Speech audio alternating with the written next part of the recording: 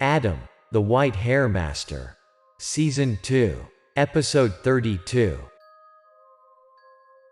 In finding the whereabouts of the cold-blooded murderer, Adam and police officer Lee have obtained a lot of helpful information.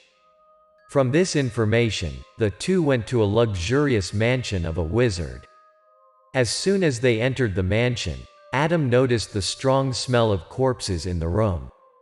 As soon as he turned around, he realized a stranger with a knife in his hand and rushed towards him. This person was none other than Casson, who Lee was looking for.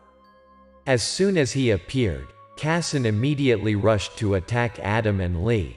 Fortunately, both of them had sharp reflexes, so they promptly avoided the sides. After dodging Casson's dangerous attack, Lee immediately reached into his jacket to find the gun. His every move is exact and professional. But unlike what Lee had calculated, the Casson's speed was also extremely agile. Before Lee could fire, Casson used the knife in his hand to knock the gun Lee was holding. He moved so fast that Adam beside him barely had time to react. After knocking the gun away, Casson frantically rushed to attack Lee. Taking advantage of the chance that the killer didn't notice him, Adam approached and attacked him. Knowing the power of the weapon in Casson's hand, Adam did not leave any space for him to take advantage of. He actively approached and launched melee attacks to control Casson as quickly as possible. A series of powerful attacks unleashed by Adam. Although this killer's speed is breakneck, he can't do anything to counterattack at the moment. Finally, a powerful kick in the middle of Casson's chest. This kick of Adam is mighty. It makes Casson constantly fall behind. It wasn't until he hit the wall behind him that he was able to stop. But he seemed to have absolutely no sense of pain at all. As soon as he stood up, Casson raised the knife in his hand again to prepare to attack Lee and Adam. But the Casson had only taken a few steps forward when a series of gunshots made him stop. On his body, vulnerable positions were instantly hit by bullets. After being hit by the bullet, Casson's body fell backward like a tree that had just been cut down. Seeing that, Lee was about to go over to check the situation when Adam stopped him. Still not leaving his eyes on Casson lying on the floor, Adam told Lee that the bullets he had just fired were insufficient to bring Casson down. Just as Adam had predicted, Casson's body trembled a few times before starting to move. Suddenly he stood up as if he had never been shot down. This greatly surprised Lee. After sitting up, the Casson slowly grabbed the knife lying next to him and shakily approached Adam and Lee. Realizing that using conventional methods to destroy Casson was impossible, Adam made an offer to Lee. Accordingly, Adam will stay to deal with this horror, and Lee will go to other rooms to search for the wizard. Temporarily could not think of a better solution, so Lee agreed to Adam's plan.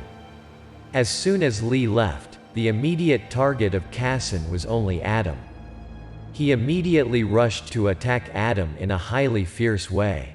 After dodging for a while, Adam began to counterattack. But very quickly, he realized this was not a good way. Basically, the guy in front of him didn't know what pain was. Even a bullet in the middle of his head couldn't bring him down, so he started to change tactics. For opponents like this, only magic can solve the problem. So while dodging Casson's ferocious attacks, Adam just recited the words and put his fingers together to form a seal. Less than a minute later, the seal was completed by Adam. Adam continued to dodge attacks and waited for the right moment to push the seal towards his opponent. Adam's patience finally paid off. Taking advantage as soon as the Casson missed a slash, Adam pushed the seal in his hand into the middle of the killer's chest. As soon as he was hit, Casson's whole body was violently shaken. His body was like a kite with a broken string, flying straight back. Adam's powerful attack caused Cassin's body to fly 4 to 5 meters away before stopping. Now he was utterly motionless, unable to even move a finger. Knowing that things did not end here, Adam approached and put his hand in his pocket to search for something. It turned out that what Adam was looking for were small flags of different colors. While Cassin could not recover, Adam quickly planted flags around where Cassin was lying. Knowing that Cassin's recovery time is speedy, Adam tries to complete the job as quickly as possible. The number of flags Adam used this time was also more than when dealing with Mr. John's ghost, perhaps because his opponent was much more dangerous this time. As soon as the last flag was put down, Cassin's body moved slightly, then he sat up again as if nothing had happened. Having just recovered, the killer once again picked up the knife and charged towards Adam. But unlike the previous times, this time Adam had no intention of dodging. He just stood there like that, watching the monster in front of him come closer and closer to him. Faced with Cassin's aggressive attitude, Adam was unbelievably calm. He gave him a confident smile as if he knew the killer couldn't do anything to him. And indeed it was. As soon as Cassin reached the boundary created by the flags, he was stopped by an invisible force. The power that Adam had just created was not only effective in preventing Cassin from escaping, it also carried a mighty force. Whenever the Cassin approached the formation boundary, his whole body was as if he had been struck by lightning, even though he frantically tried to get out but failed. Although he succeeded in suppressing Cassin, Adam did not show any subjectivity.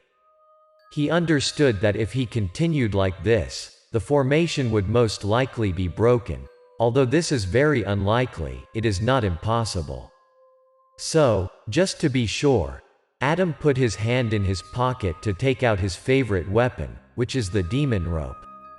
While the killer continued to attack the formation without noticing him, Adam then threw the demon rope in his hand at the murderer.